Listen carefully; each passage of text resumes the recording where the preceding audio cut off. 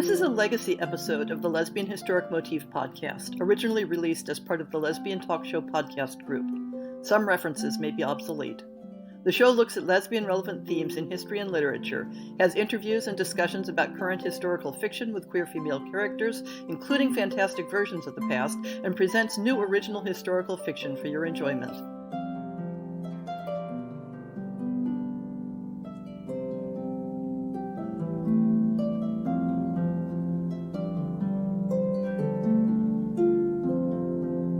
Today, the Lesbian Historic Motif Project is delighted to host Elizabeth Bear. Elizabeth is a prolific writer of both fantasy and science fiction, and particularly known for historically inspired fantasies, such as the Silk Road Eternal Sky series, the New Amsterdam series, which is alternate history with sorcery. Too many more to discuss in detail, but also the two books that particularly inspired me to invite her on the show, Care and Memory, and its sequel that has just been released, Stone Mad, which take place in the steampunk Pacific Northwest late 19th century. Back in 2005, she won the John W. Campbell Award for Best New Fantasy and Science Fiction Author, and she's won a couple of Hugo Awards for short fiction, plus other honors that would take a while to list through. Welcome, Elizabeth. Hi, I'm glad to be here. So why don't you start by telling us a little bit about Care and Memory and Stone Mad and how you came to write them? Well, it's actually one of those funny and convoluted stories because it turns out that adult but YA-friendly American steampunk novel with a 16-year-old lesbian protagonist was apparently hard to get through to the marketing people. Initially, I was solicited to write submit a proposal for a young adult novel with a lesbian protagonist. And I thought about it for a while, and I was talking with a friend of mine about it, and her name happens to be Karen. And, she sort of tossed me the softball that made Karen's voice and the first line of the novel pop into my head. Which is a very iconic line. It's you ain't gonna like what I've got to tell you, but I'm gonna tell you anyway. Yeah. So that's why Karen is named Karen. She's named after my friend. And I wrote the first 15,000 words of the novel. And I wrote a proposal up and sent it in, and it was soundly rejected. Rejected left and right. You suppose maybe a 16-year-old lesbian prostitute was maybe hard to swallow for the YA market? You know, when I initially pitched it, when I had the discussion with the editor who solicited it, they thought it was a great idea. But I think sometimes I think people were a little doubtful about Karen's voice, among other things, and because she's a first-person narrator, and her voice is so intrinsic to my ability to write her. I don't write Karen stories and then run them through the enchepherizer to get her voice. Either they come out in her voice or they don't come out at all. And often what I have to do is go back and edit out pages and pages and pages of digressions, usually about food. She likes her groceries. So this was back in 2009. And I think it was the first 7,000 words or so of what I had written and turned it into a short story for a steampunk Western anthology or Weird West anthology that John Joseph Adams put together. And I wrote the Eternal Sky novels for my tour editor, Beth Meacham. And when I had handed the last one in, she was like, "What do you want to do next?" And I'm like, "I don't really know. What do you want to see from me?" And she said, "Well, there was that YA pitch. Is there any reason why it has to be a YA?" And I'm like, "No. I mean, it's going to be a 16-year-old protagonist with a fairly straightforward voice." So she convinced me to try writing it as an adult novel. It's still quite YA friendly, I think. It's certainly at least a lot of young readers seem to enjoy it. And it all kind of just came out of me in a rush. I think possibly because it had been at that point sitting there in the back of my head stewing for 5 years. You know, the story had been there growing without being disturbed. So when I actually sat down to write it, I wrote it in, I think, 4 or 5 months. And I just had a wonderful time writing it. I had a wonderful time with one of the things that I like about the Karen memory world is that it's more on the scientific end of steampunk. Uh-huh. There aren't many steampunk novels have things like vampires or sorcerers or, yeah. In fact, my other steampunk or gaslit fantasy series has magic and sorcery in it, Uh-huh. the New Amsterdam books that you mentioned. And this one doesn't have any magic. It has super engineering. Yeah. And it has cryptozoological creatures. So this is a world where, like, jackalopes are real. Uh-huh. And like all the creatures that show up in Tall Tales of the Wild West are real. There are chupacabras out there somewhere sucking on goats. Uh-huh. And setting those constraints for myself meant that I had to think up at least, like, comic book technological explanations for everything, Uh-huh. which was a lot of fun. And I grew up on Jules Verne and H.G. Wells, the same as everybody else did. Yeah, the influences from Verne are really obvious in it. Yeah. Well, one of the things I love about 20,000 Leagues Under the Sea is that if you actually read which is actually kind of hard to get your hands on, if you read a complete version of the novel, it's got really strong anti-colonial aspects to it. Uh-huh. Because Nemo is a British subject from the Indian subcontinent who is fighting against the British overlords. He has a motivation. Yeah. which doesn't show up in a lot of the movies and the edited versions of the book somehow. Funny thing how that gets taken out. And anyway. Yeah. So that aspect is obviously very strong in there.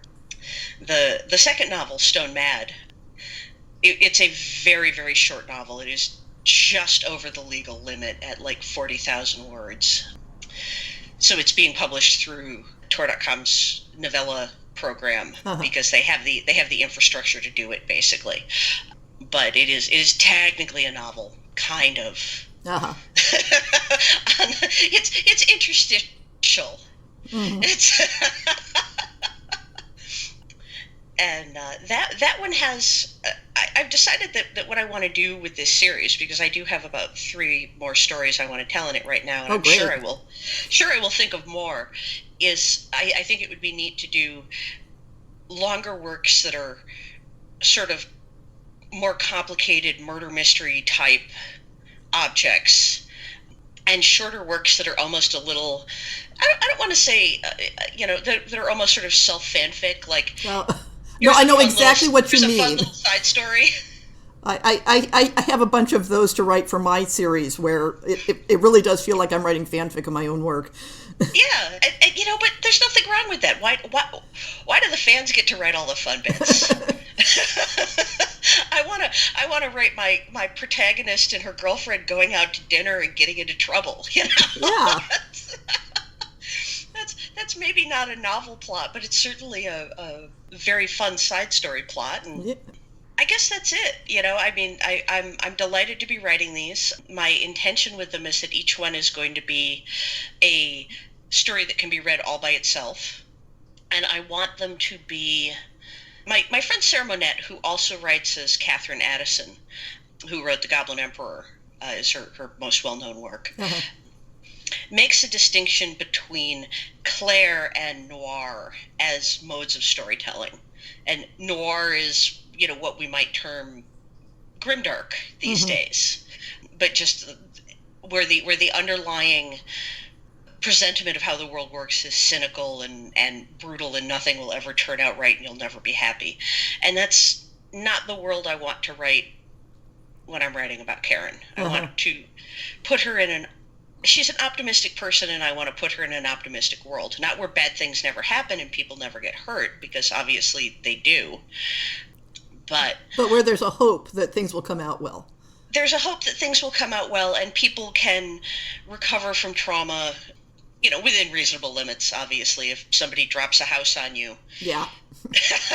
um, the so finding that balance of gee whiz action adventure and a little bit of romance and a little bit of fun, and also making it a serious story about a serious character who experiences character growth, but it doesn't have to be that kind of, and then I had a huge epiphany and realized why I had been goofing up my life.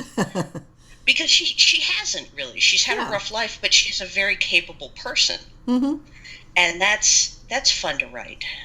So the setting in the sort of, it's a Pacific Northwest clearly, but not a specific place, although I got kind of a mixed Portland-Seattle vibe out of it. I was going for sort of mixed San Francisco, Seattle. I've never actually been to Portland. I'm sorry. I keep trying to go and it doesn't work out. But Portland, I'm coming. Am I remembering correctly that you were living in Seattle at one point?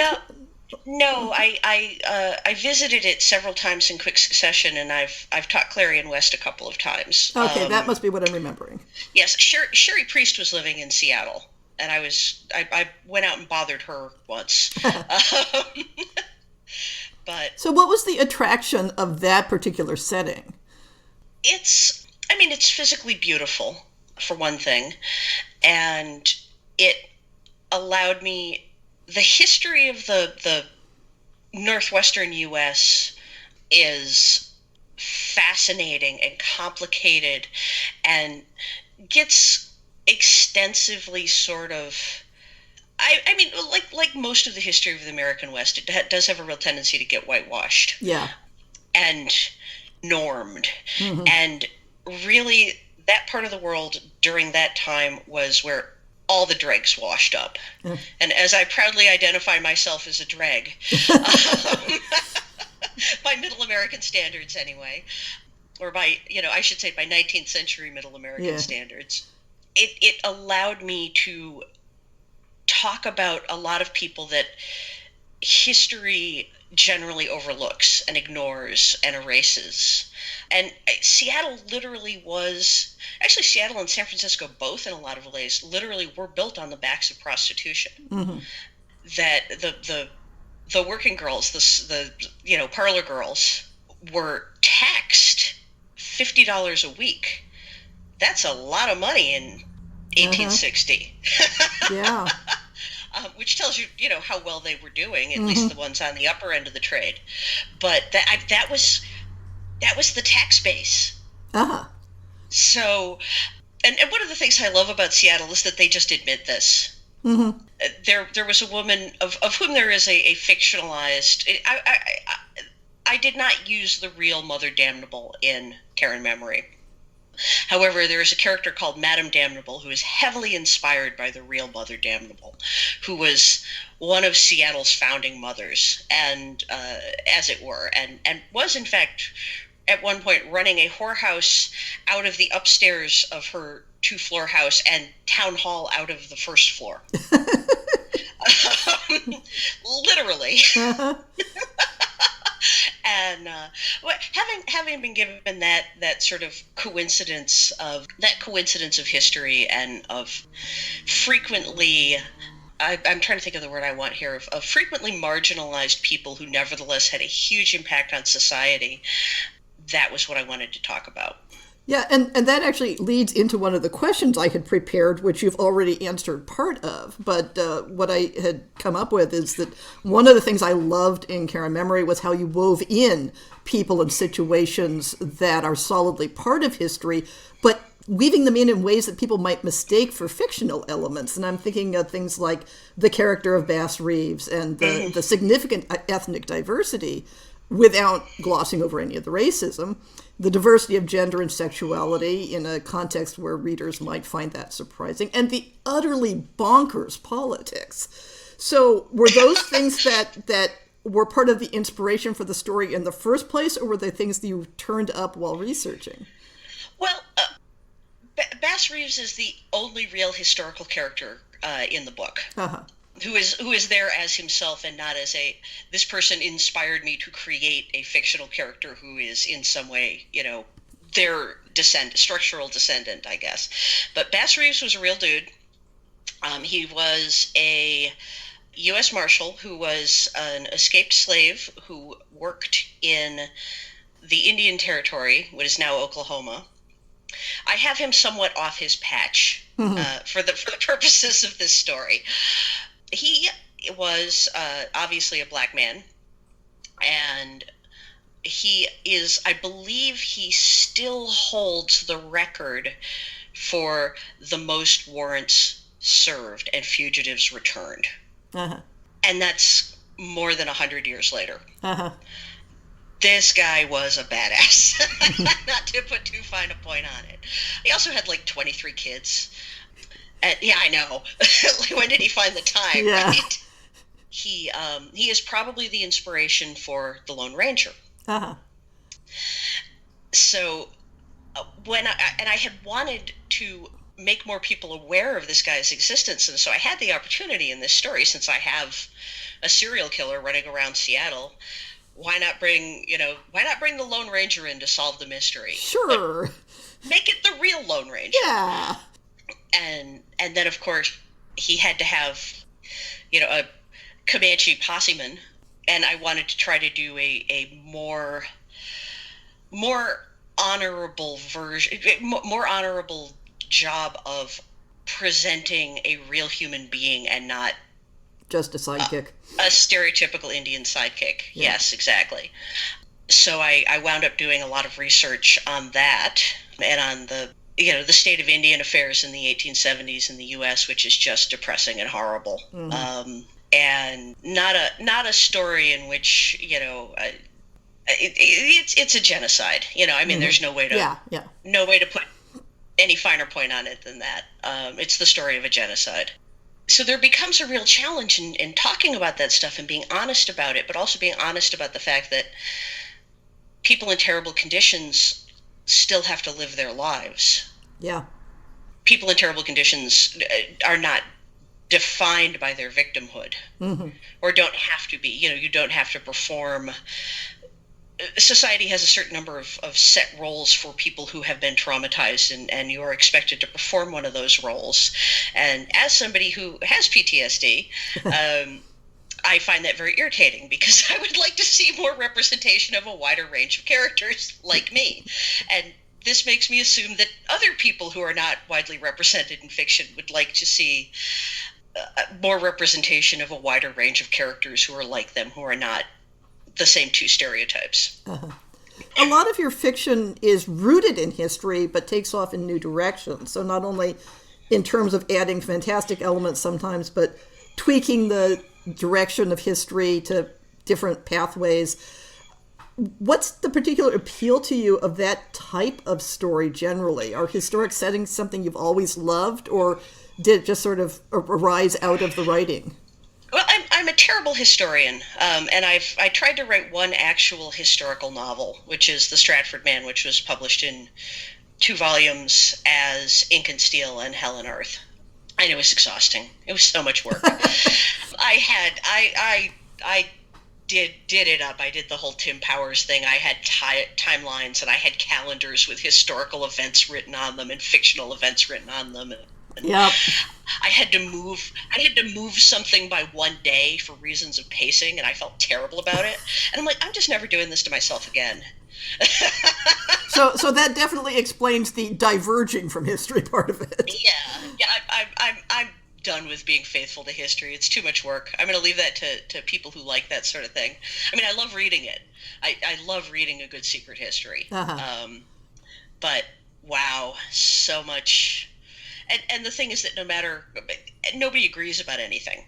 And I spent 5 days trying to research whether Shakespearean actors used stage paint. And I finally, I could not find any research on this. I finally decided based on stage directions that they must. There's a line in Shakespeare, "Enter rumor painted in tongues." If that's all he needs to say about it, painted in tongues, then obviously stage makeup is a thing that everybody's familiar with. And this is not a radical new idea. Anyway, but I digress. I also feel like there are some of my books that are really very ahistorical, that may be inspired by a time period or or a historical pattern or a cultural pattern. I was trained as an anthropologist, and often what I get my inspiration from is cultural patterns and cultural development rather than actual history. And people will try to force it into a historical mold. My Eternal Sky books are about as ahistorical as any Western fantasy. They have no more basis in historical reality of the Mongolian steppes and the Middle and Far East than Game of Thrones does in 13th century Ireland and England. But I guess that answers my question, is that you are attracted to cultures and then playing with cultures as opposed to being attracted to historical events and playing with those.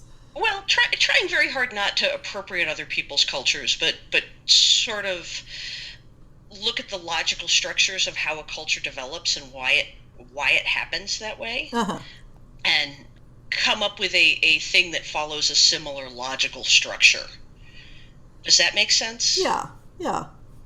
I think that there are a lot of fantasists who do the same thing, but then they'll say, "Oh, I'm writing Celtic fantasy," and I'm like, "Your Celtic fantasy has absolutely nothing to do with real Celtic society." Yeah.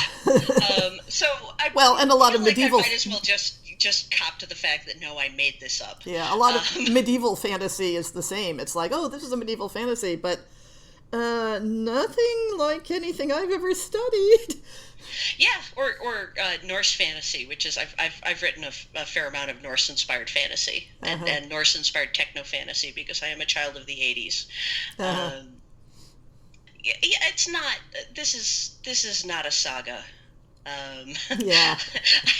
I am not telling you a true story about something that happened to people 1,000 years ago. I am making a lot of stuff up, and yes, it does have trolls in it. I did borrow your trolls. So I'm interested also specifically in how writers develop the presentation of marginalized sexualities in their historic settings. And I mean, the name of the podcast kind of, leads to that point. Is this something where you base the characters on known historical situations or individuals, or on general research, or just what fit right to you? Often I do. I mean, I grew up in a queer family, and I'm queer myself, and because of that, I have never lived in a world that didn't have queer people in it. And so when I actually just wrote a Patreon post about this, when I was a young person reading science fiction, discovering books that actually had queer people in them unremarkably, Diane Duane in particular, with the Door Into series. I think that was the first book I ever encountered as a young reader, in which I opened it and here's a young prince riding off to rescue his beloved, another young prince who is trapped in a tower. Yeah. And I'm like, and it's just treated totally naturally, and I'm like, this is amazing. This is like people I know. So that I still remember that visceral sense of not feeling ostracized from the fiction I loved. And I want to give other people that sense of, here is a place where you are welcome, obviously. But I also feel like we do have a real tendency to write historical characters as if they were living in the modern world, and writing, I mean, the concept of heterosexuality and homosexuality is only about 150 years old, if that.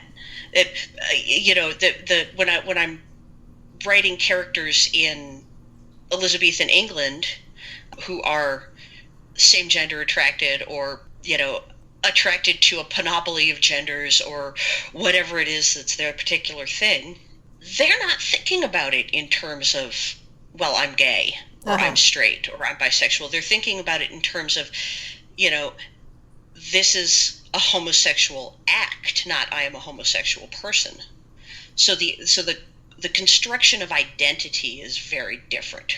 And that was a thorny thing to wrestle with while trying to acknowledge that, while not saying anything that could be interpreted as, well, homosexuality is not a valid identity, because of course it is, because sexuality is a social construct, and so is identity.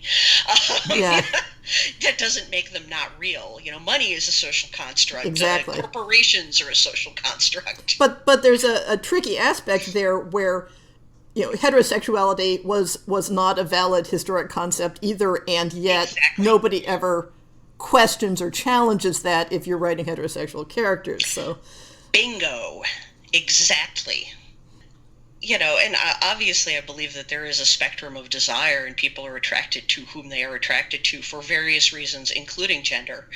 But that so the construct of that is a real thing versus the identity of, well, I'm a heterosexual. yeah, and what you expect to do with that desire is, of course, very socially constructed. Exactly. Absolutely. So yeah, that's a real challenge, and it's also a real challenge to write characters in the same time frame or same setting, who come from different cultures and have different ideas of what gender and sexuality are. Uh-huh. And that's and of course many of these are so different from our own constructions, and yet I want to feel welcoming to modern readers who read my books. Yes, exactly. And it's it's so challenging. It's a real tricky balance point. Yeah, exactly.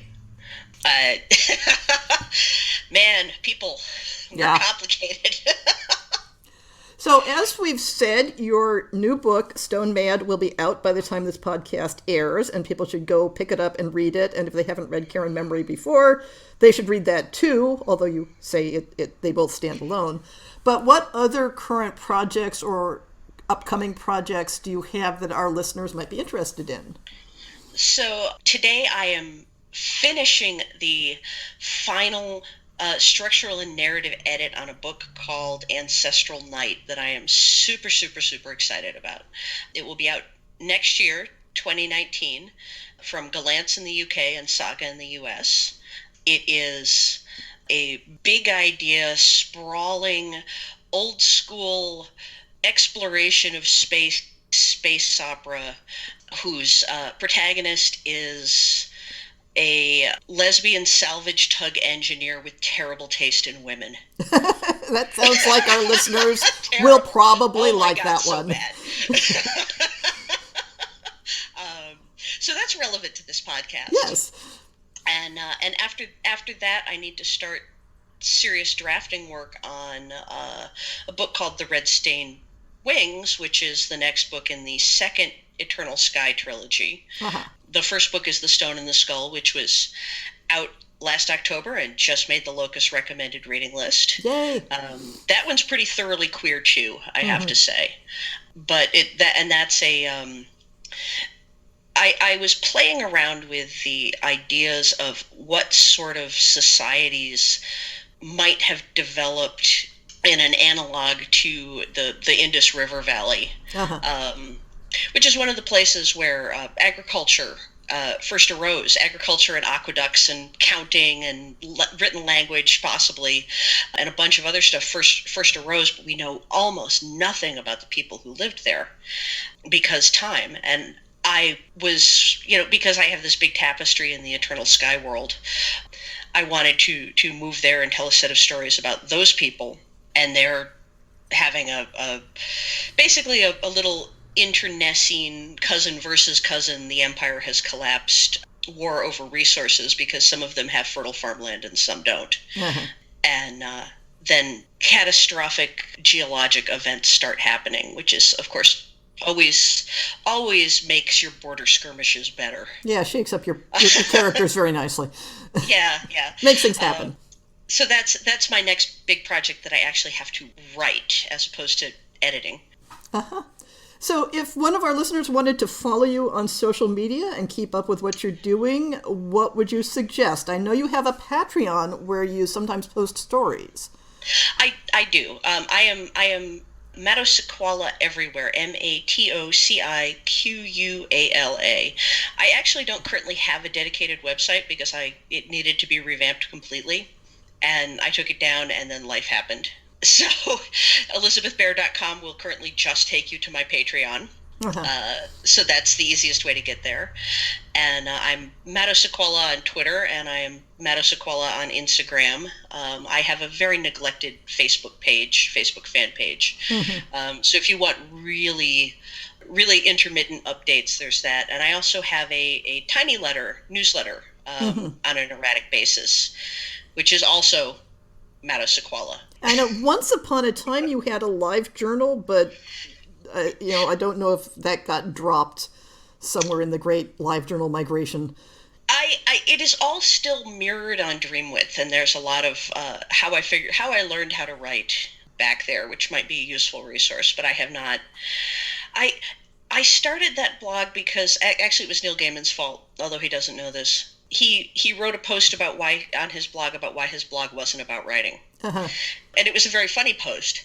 And then I realized that I wanted to read that blog. I wanted to read, as somebody who was at that point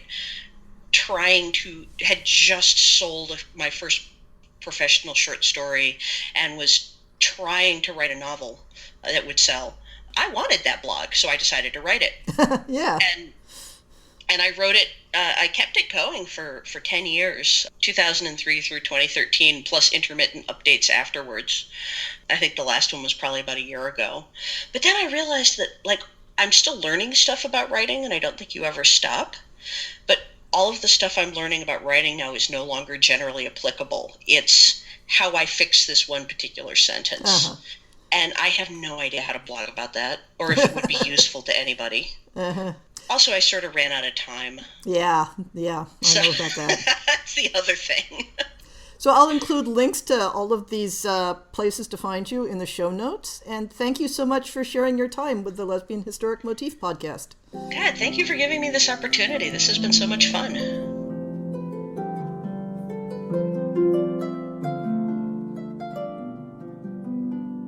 I hope you've enjoyed this episode of the Lesbian Historic Motif Podcast. See the show notes for links to people and topics. Most shows will have a transcript linked as well. If you have a book announcement, a topic suggestion, or might like to appear on the show, please drop me an email. If you enjoyed this podcast, please rate it and subscribe on your favorite podcast app, and consider supporting our Patreon.